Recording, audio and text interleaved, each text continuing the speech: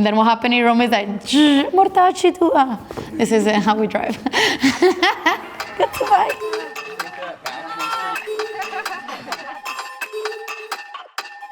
Shoot, I can't think of the word. What advice would you give your younger self? Don't put your hand in a meat grinder would be number one. The important thing is that you touch the opponent and the opponent doesn't touch you. Hi, my name is Beatrice Maria Adelaide Marzia, Vio Grandis.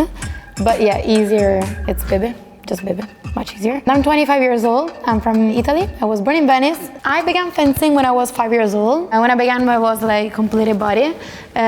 So with hands, arm and all, and I was doing Olympic fencing, so stand-up fencing. And then at the age of 11, I had a disease, which is like meningitis.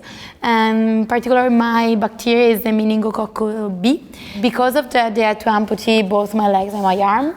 After 1 year, more or less, I began again with fencing because it was my passion. And so I began with the wheelchair fencing.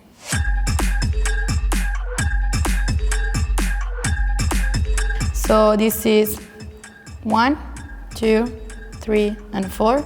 And so to defend yourself, you need to use this 4 action. My amputation didn't really change something, like, of course, physically a lot, but like fencing is fencing, and you just love doing it. You just love like being super focused.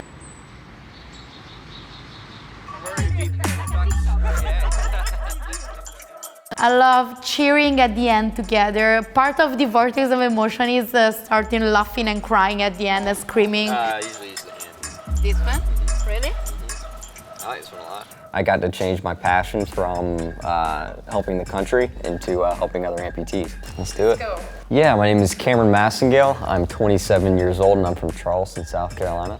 I lost my hand about 8 years ago, right after my freshman year of college. And the reason why that's unique is I went to a senior military college in the States. After my freshman year, I lost my hand during a summer job, and I fought to get back into school and had to overcome a lot of the medical board's objections to me coming back. Had to learn how to do push-ups, run, everything within a 4-month period. And luckily I got graduated on time with the rest of my classmates. That was a pretty interesting journey for my first 3 years of being an amputee. And I think that really set the stage for me to start looking at challenges a different way.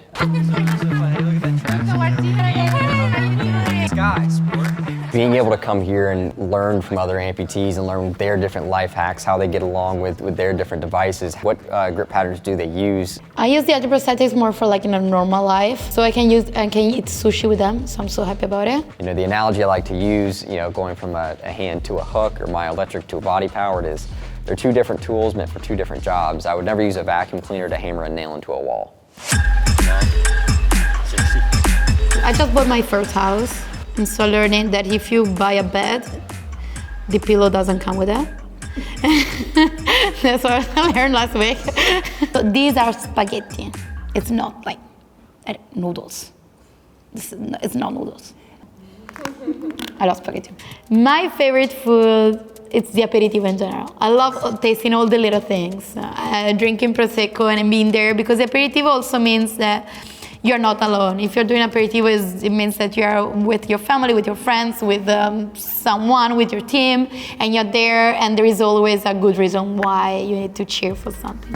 If you have your CP and you have your OT and you have a good friends and family that can back you emotionally and mentally, and take a team effort approach to it, then I think you'll be successful, but it's definitely not a solo effort. With the non-profit association, we are trying to kind of create this kind of culture of disability in Italy and try to make disability a normal thing, as having glasses.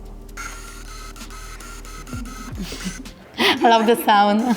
Never stop reaching for me means exactly this, try to see the things from different point of view and try to get whatever you want to get.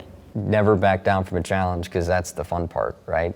Life is boring if it's easy.